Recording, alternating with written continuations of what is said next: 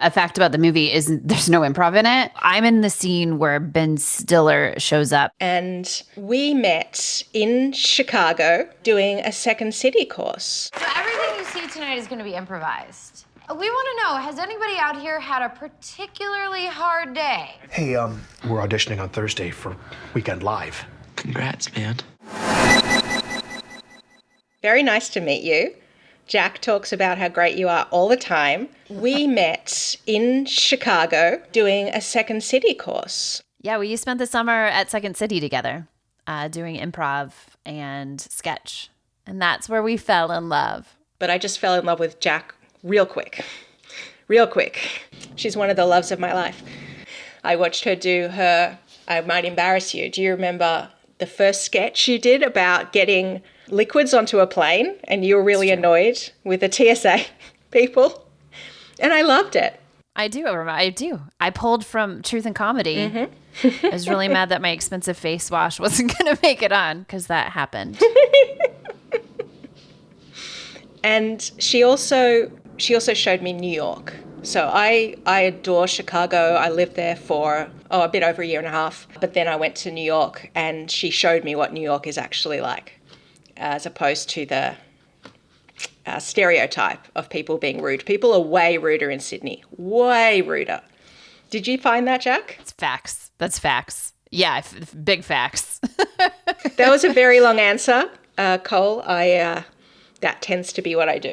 That actually barely begins to cover what I've been told about Sophie.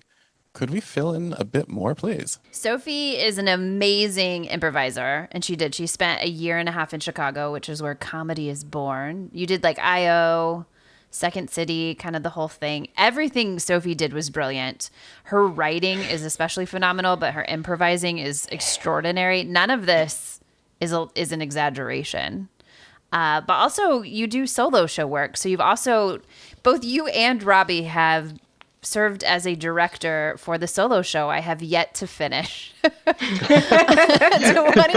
26 babies. There's only been 3 directors, and you've been 2/3 of them are currently on this podcast. It's literally titled "This is going to be great."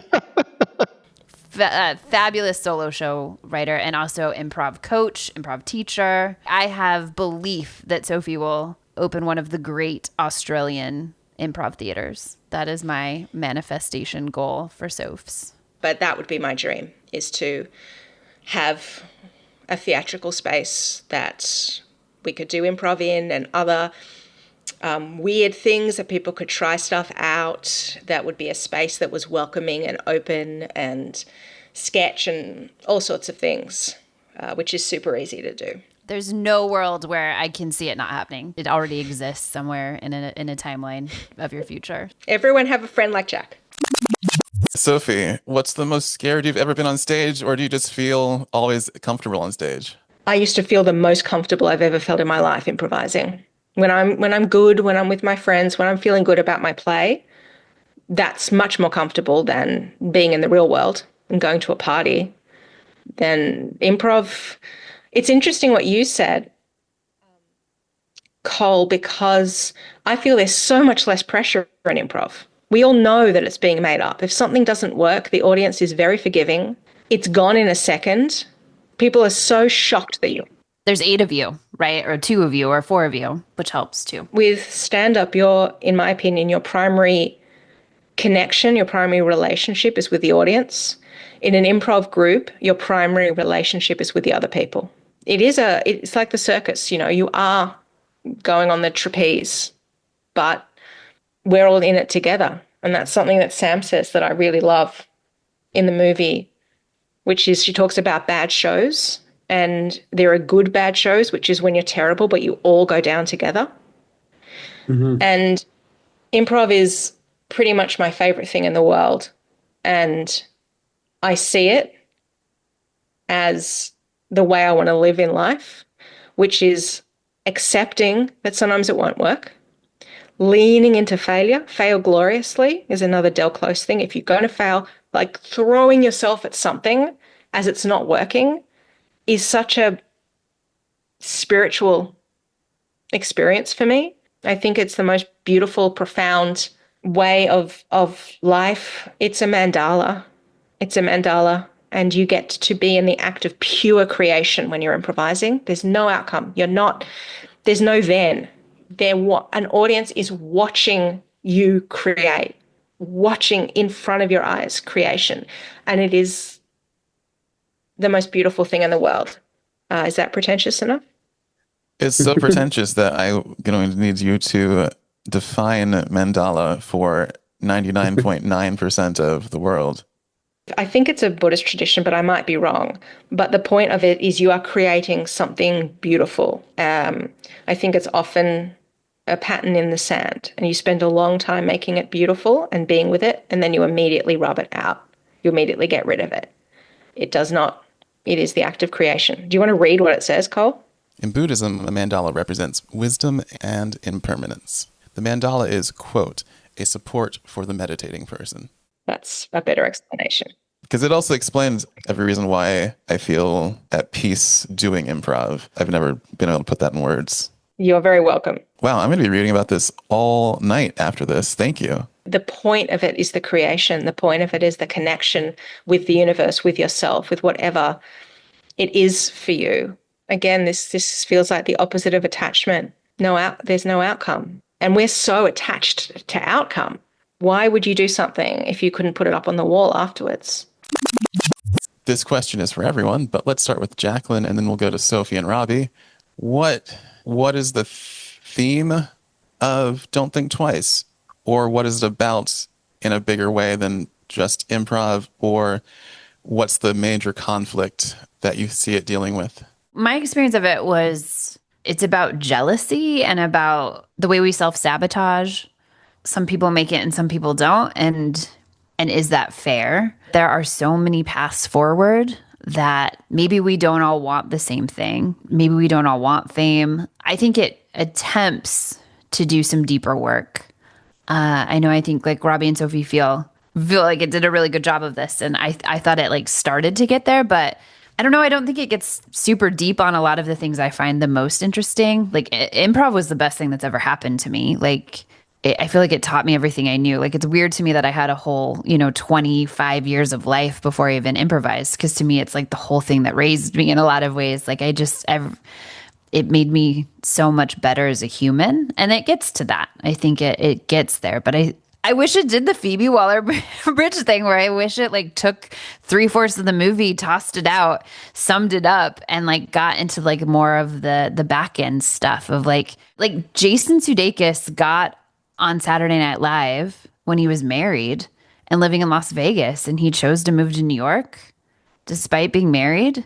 And like I'd watch that forever, right? Like how the tough choices and like relationships do end and you do change and you are living your dream, but you also lose things you care about. And I wish that like the last part of the movie, like probably like the last fourth of the movie was the whole movie. Sophie. Again, I love the two wolves. I loved the quote that Sam said, which is the art which is most exciting today is impermanent and not meant to last except as an act of love. It just comes out between people. It passes in the moment and disappears. And that's from a Second City book.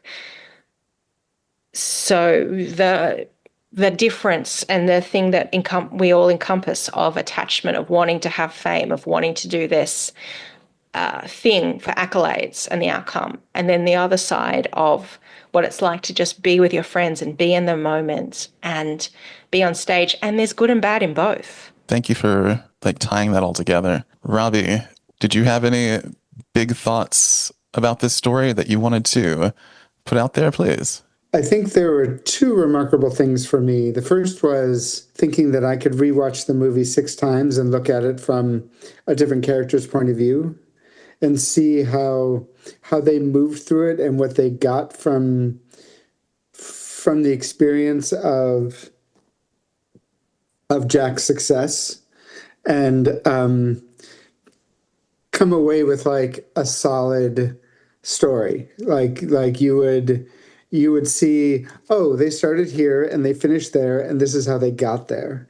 And it's an ensemble piece, but to be able to go back and do that is a pretty, like, to create something that has that in it is a pretty remarkable achievement, which means he really must have given a lot of thought to every single person in it. And sometimes in movies like this, characters can take on supporting characters can take on, like, the only reason they're in this story is to provide this provocation, and then that's it. But I really appreciated the thought that went into it.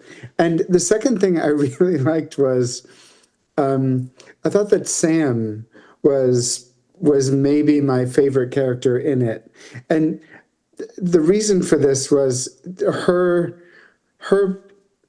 transformation surprised me the most, because I feel like there are depictions of women like her, the one who won't go to the audition, the self-sabotaging, that it would, like, as the movie went on, there would be a problem with her, like whether it be like alcoholism or a depiction of some kind of void within herself. But her thing was, like, she didn't want to do it. Like, she thought she was supposed to want this thing the way that everybody else did. And it turned out that she just kind of figured out, I don't want this life. What I want to do is teach and be in this community. And that thing where she became a teacher and started hanging out with the other students was just such a lovely thing to watch. And she was the most grounded character in the whole thing, I thought. I really loved that someone took the time to show that story. Exactly. You just don't see, especially female characters, have that particular journey. Mm-hmm. She said, I don't like to be on my own. I like to be with other people. She knew what she wants. I think, it's such a lovely type of person to be around, with someone that knows what she wants and she's not going to get pulled away. And you're right. She was just like, this is what I want to do. I love that. Yeah, the story would not have been the same without her, because I think she's the only character that gives me solace from what seemed like the overarching theme, the conflict between art and commerce. And in the middle of it, I was so upset by that. Watching the story play out was too painful to continue at one point, and I had to Google why did he write this? What's the background of it? And I found an interview with Birbiglia where he talked about the inspiration for it, and the quote that I found from him was something along the lines of, I'll get the second part exactly, but the first part was, we go out here and we make art. We're artists. But, quote, life is capitalism. Life is capitalism. Yeah. Mm-hmm. I was just going to say an interesting thing. I don't know if it's interesting, but a fact about the movie is there's no improv in it. And I think it shows. Like, it's not good improv. And that's like what makes improv, I think, tough to put on screen. Is I've seen some like recorded shows, there's like a couple of Netflix specials, and they are funny, but it really lives in the magic of like, you'll never see this again. And like, we get to take huge risks and be super wacky, and it's gone, like it's a cherry blossom. It's fleeting. It's beautiful. Yeah. It's a mandala. Like, so I just thought that was funny. Like, there's literally none of it, all of the improv was scripted, and it's not very funny. It doesn't feel very magical. But I think they get at the world enough that it's okay. And you need to have camera angles, and you need to cover off on all your shots. So like, it makes sense that you couldn't just be doing total make 'em ups. But anyway, I just thought that was a funny point. Yeah, the improv wasn't good. I just didn't want to get judgy and say that. Well, there's no improv in it, so. No. I mean, the filmed improv, it's the least improv-y that you can be if you're given a situation by an audience and then you replay it. I like when you are given one word and then do 40 minutes from that. That's my style. Jacqueline, what's your style of improv or preferred improv style? I like all improv, but yeah, I'm a long form baby. I was raised in long form. And amazing. Follow-up question. Yeah, so you were like a co-teacher of an Armando Diaz class, and Were we doing the Armando with Armando? You were teaching me to do improv that is based on your real life. Oh, that's right. That's right. I did know this. Yeah. And you don't have a normal life. So nobody ever believes you when you're doing. Yeah, it's like the worst improv you could do. There are a lot of shows here that are like, did you have a bad day? Like, maybe that's a New York style kind of thing, but we do have a lot of those. Like, I mean, like Armando Diaz is also based off of like someone else's story, not just one word, but Part of this is just personal preference. It's always a shock to me when it's an actual replay of what's just been said. The best of that is in an Armando Diaz experience. fun fact, Sophie, I think you'll appreciate this. As I believe Sophie knows, perhaps listeners do too, but Armando Diaz came up in the Chicago scene, Chicago Improv, but then he started the Magnet Theater, which is where Robbie, Cole, and I all met. And Robbie is a staple at the Armando Diaz experience. So he's often the storyteller that then all of the improvisers do stories on. So he's often the monologist for the Armando Diaz experience, which Sophie and I have definitely seen multiple times in both New York and Chicago. You should have led with that. That's amazing. Yeah. It is the most fun I have performing because the best part of it is I don't have to prepare anything. I just get, because they're improvising, I just have to get a suggestion as well and sort of fly by the seat of my pants. And it's a great way to develop stories. It's also a great way to see how people respond to stories and how people, both the improvisers and the audience. And that was one of the things I really enjoyed about this movie as well. There was definite communication going on between the performers and the audience on many levels. Watching improv in general, an improv show in general, makes me extremely nervous because it can go wrong. Being in the audience in an improv show, there's always this point where everyone is a little bit on edge as to whether this is going to be a good show, whether it's going to work, when the comedy is going to kick in or when the show is going to kick in. And I felt like this movie, those comedy scenes really nailed that tension. A question: how did we end up going with Don't Think Twice? I wanted Sophie to be our first guest for numerous reasons. And in case you can't tell, Sophie is in Australia, Sydney. She's actually in Sydney, Australia. And my initial terrible idea was that we'd watch Crocodile Dundee.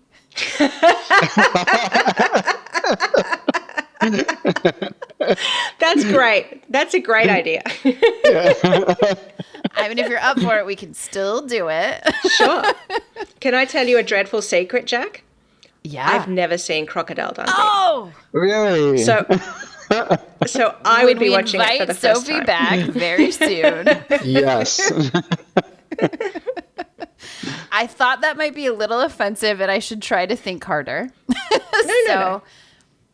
But Don't Think Twice, for me, is one of the greatest films ever because I'm in it. I'm in the scene where Ben Stiller shows up. We did not watch them do improv. We watched them film a movie very methodically.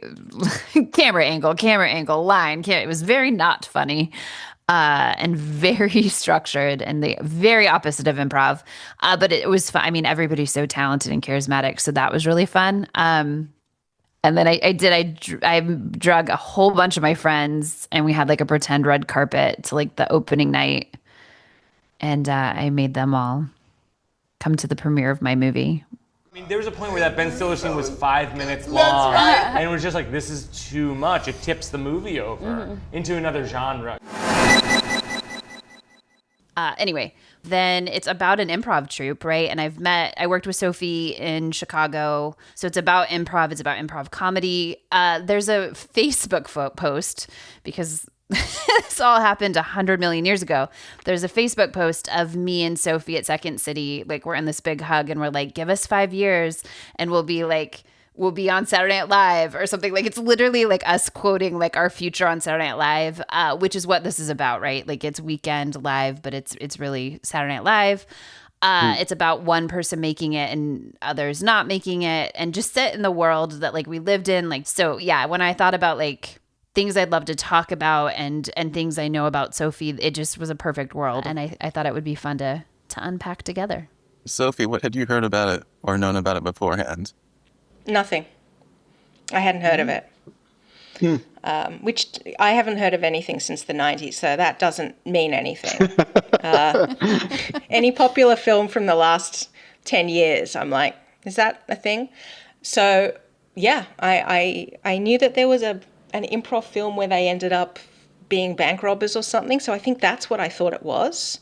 Yes, it's an Apple Plus. I believe it's an Apple Plus show with the guy who plays Nate from Ted Lasso and a couple of other people. Yes, and that came out within the last year. So that's what I thought it was. So I went in and had a lot of big feelings about it, really. The story or premise of this film is that there is an improv troupe made up of 6 people. Miles, played by Mike Birbiglia, Jack, played by Keegan-Michael Key, Sam or Samantha, played by Gillian Jacobs, Lindsay, played by Tammy Sager, Bill, played by Chris Gethard, and Allison, played by Kate Micucci. Their troupe or group is called The Commune, and the film basically opens with the troupe performing an improv show where there will be a scout sent from Weekend Live or That World's Saturday Night Live, and what sets up the story's conflict is that Jack and Sam both get auditions for Weekend Live from it. And when Jack actually gets cast on Weekend Live, and from this, we watch the dynamics of the group drastically change because of it.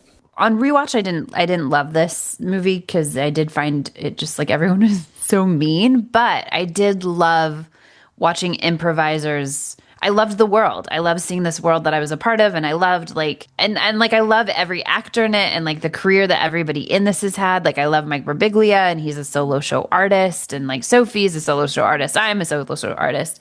Robbie's a solo show artist. Like there's just so many layers of like what it's like to be a comedian and a performer. It's great to see a depiction of improv that's pretty honest. It's weird to see it. And to see the other thing I love about improv, which is the community, just sitting around in a room doing bits with your friends, and that feeling, that really appealed to me.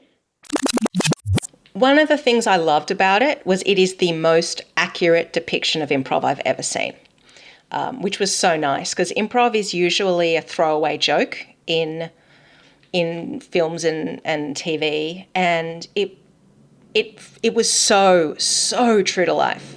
I've never seen them all patting each other and saying "got your back" before a show, and that's just what we all do. Yes. See, to me, it was very clear that I must have been set in New York because it's not just improv. That's specifically New York improv to my ear. The Chicago is just all lovey-dovey, whereas this is the very smart, very cerebral. How would you describe the improv that you teach and create? Like, that's a very broad question, but if it has any sort of balance to it. I'm Chicago to my core. You know, I like when you are given one word and then do 40 minutes from that. That's my style. So I feel like that's not what I first learned. In Australia, long-form improv has only been a thing here for about 10 years, been a proper scene. We're incredibly young. And before that, the big one in Australia was theatre sports, which is like comedy sports, those short-form things. And that's what I started in after doing acting for a long time. I started doing that, although that really scared me, doing those short form things. What do you see as the difference between theater sports, comedy sports versus short form? Or are they the same thing? I'm going to get in trouble. To me, they're the same thing.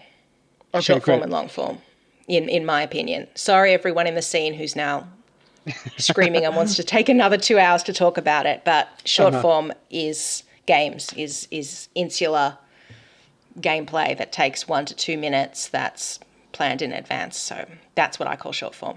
Short form is very wacky. It's sort of silly, and you just you never see a scene played in the real world. It's so interesting to hear that from someone with an outside perspective. For my money, it's like New York improv is born from a lot of Chicago improv. And so I guess I think of it as like the Magnet has a style and the UCB has a style. And it's like I think the Herald had a real stronghold like on comedy writers. Like I think there's like this sort of like, I don't know, 10-year period where like everything felt like it was like born straight out of the UCB Herald. Robbie, I should know this, but are you an improviser? I have been an improviser for many years. I was never as comfortable improvising as I was storytelling and working with scripted material and then tweaking it and transforming it through performance. So there's an element of improv to it, but not For sure. Not long form. Yeah. You speaking directly to Emily, your wife, while you were doing a monologue in front of like 100 people. You were telling a story about Emily as a mother, as a character in the story. And like, you needed to make it a story, not just, this is a thing that happened to Emily and I, because that's boring. So you told a real life event as a story rather than as just an anecdote. And you had to tell Emily, hey, I'm going to tell this as a story. You will think I'm lying, but I am just doing art.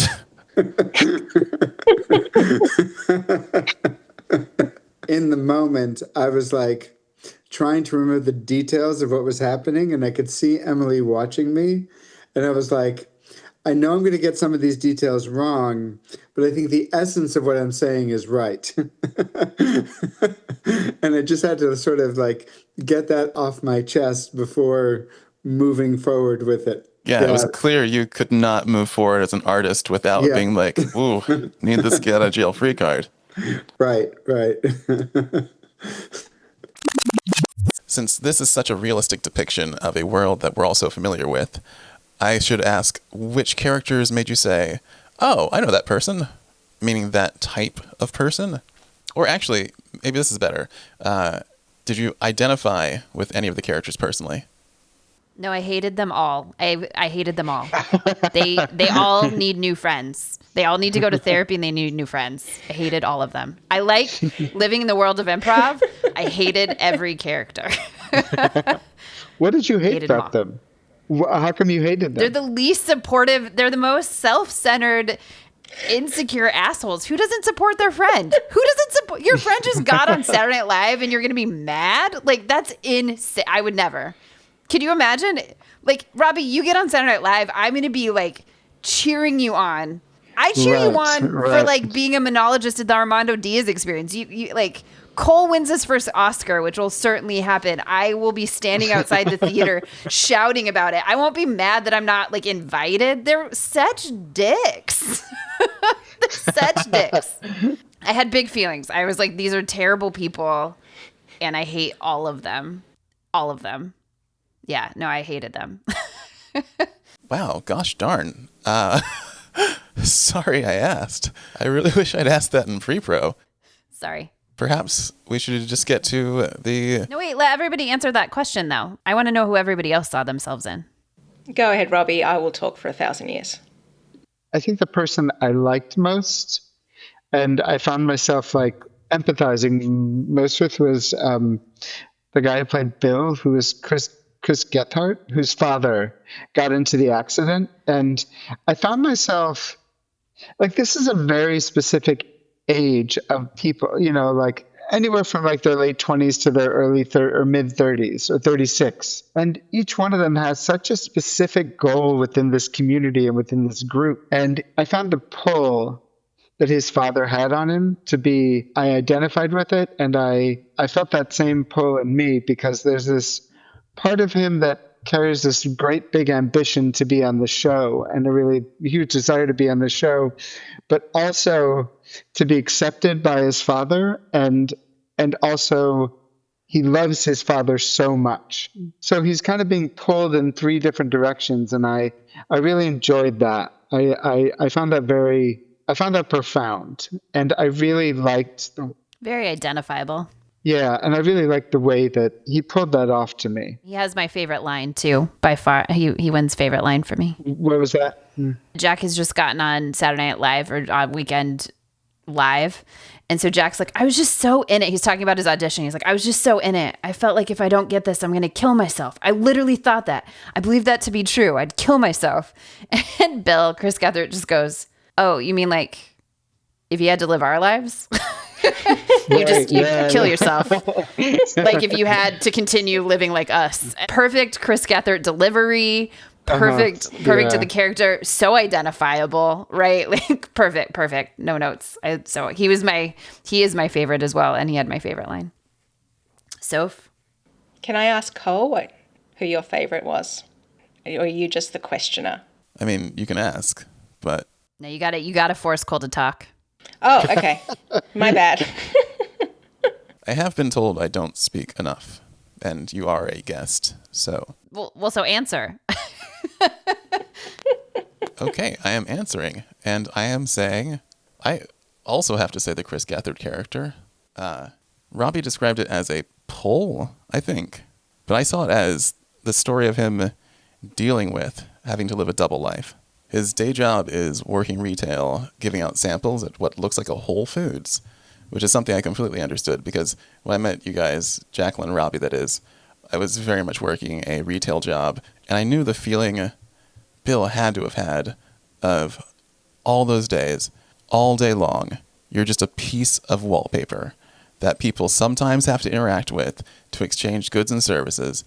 But as soon as you walk out the door, you're a completely different person. Yeah. I love that answer. I'm going to keep asking you questions, unless that makes you too uncomfortable. I guess that you have the ability to say no. So that's so interesting to me because I related to all of them. And what's that saying? Like inside of you, there are two wolves. Like there are the two parts. Yeah. Your best, or maybe it's your angel, the best part of you and the worst part of you. So I really struggled with Miles, and I liked to some degree everyone else. And I found parts of myself in just about all of them. The only other one that I had big, strong feelings about was, I think her name was Lindsay. So she was the one that was looked after by her parents. The rich kid. Because I was there going, if I got to go to therapy twice a week and my parents paid my rent, I'd write a great packet too. It brought up the unfairness. Is it fair or is it not fair or is it just life and luck? But that got me. I was Britta, so I'm going to call her Britta. I'm sorry. Gillian Jacobs, baby. I can't even call her Gillian Jacobs. I will attempt to call her Sam. She's Britta. But when she showed up, I literally thought, oh, Britta's in this? That was... Honestly, Britta would be in an improv group for sure. She would totally do this. 100%. Oh, yeah. 100%. Tracks. I'm scared to ask this, but who's Britta? Community. That's my fault. I need to remember that if there's something that I don't know, the answer is always Community. Okay, if I do this again, I'm bringing you the first episode of Community. Community is incredible. Yeah. And well, we're already doing this again with Crocodile Dundee, so we can do Crocodile Dundee in episode 1 of Community. There's a running bit of, at one point, Britta gets flanderized and sort of becomes a caricature of herself, and becomes disliked. And the running bit is, oh, Britta's in this? So that's exactly what I thought. I will attempt. This character is played beautifully by Gillian Jacobs, who is an amazing actor. She's an amazing actor. My character, Samantha, believes success is doing what makes you happy. And so for her, that's doing improv, performing with this group, and ultimately she finds a way to keep doing that. I don't want to give too much away. I think she's a better person than I am because I like money. More than so for me, can we cue the money falling down on Gillian's head right now and watch how she bathes in it? I like being able to go out to dinner. So I aspire to be more like my character. Can I tell Cole something that he'll appreciate that mocks me a little? Is that okay, Sophie? Yes. A friend down here in Richmond calls me Britta because she also is always like in New York. Well, like in New York, we eat like, you know about bagels in New York. And so I get called Britta sometimes because I'm always like in New York. It's like heating in New York. Cole, I hope that you watch Community. If one thing comes from this, although when you talk something up. How did no girl that you dated make you? Like, I don't know how you escaped it. You've dated so many Brittas.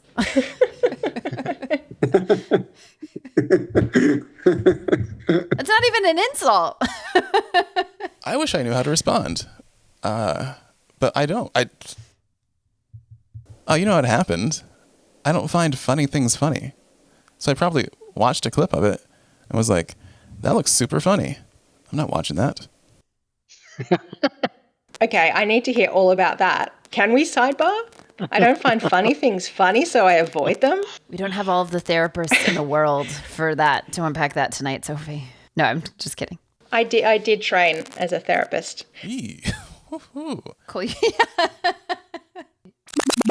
Person that I loved was Sam, and she felt like the better wolf, and then Miles was who I was when I was in my 20s, and Sam is sort of who I am and aspire to be now. And all the others were people I'd met or thoughts that I had at one time or another, and so I had big feelings about all of them. I also loved Alison. How can you not love Alison, Jack? She was doing a graphic novel. I mean, I love Kate McCucci. Like, I love I love every actor. And I think maybe I know too much about every one of them. You know, like for me, I just know them and I'm like, so yeah, I love Kate McCucci because that's who she literally is. Like, she goes around and takes trash and makes art on it. Like, she's the coolest. It gets close to exploring a lot of really interesting things, but I just found I thought it missed what I most thought would be interesting about the discussion. Like, I just didn't want to spend 2 hours with these people, and maybe it's just too much therapy because it was kind of like I've just been told to like leave those people out of my life if you're not cheering me on. So I like them all as humans. Like, Chris Gethard's one of my favorite improvisers. Kate McCucci is a national treasure.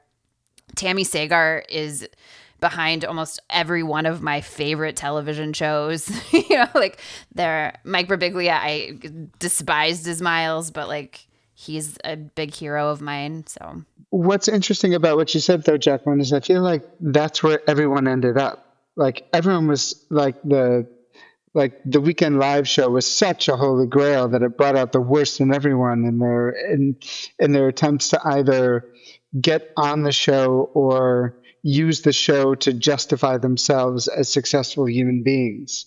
And what ended up happening after that is that once everything came to a head and people said things that they didn't want to hear, the moment where Lindsay tells Miles, you just don't have it.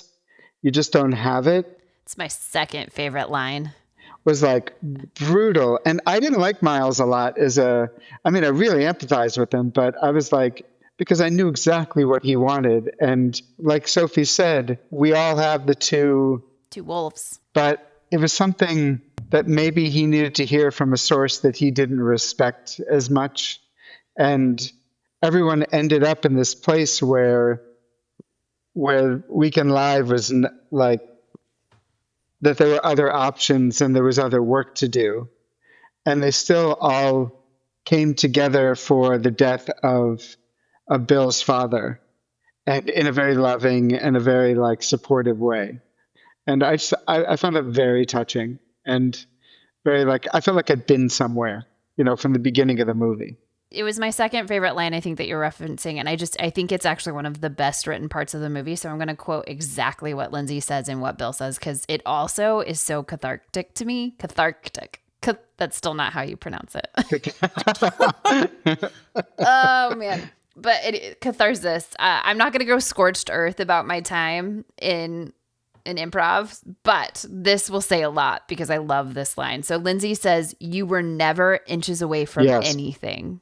which is because he keeps saying, I was inches away from, and she goes, you were never inches away from anything. And he goes, fuck you. And she says, oh, you won't, because I'm not 22 and I'm not your student. What? That healed something in me. Yeah. That healed something in me. That's all I'll say. Just healed something in me. Yeah, that was where the biggest feeling came, was that. And I think that after that, because what hit me was, you don't have it.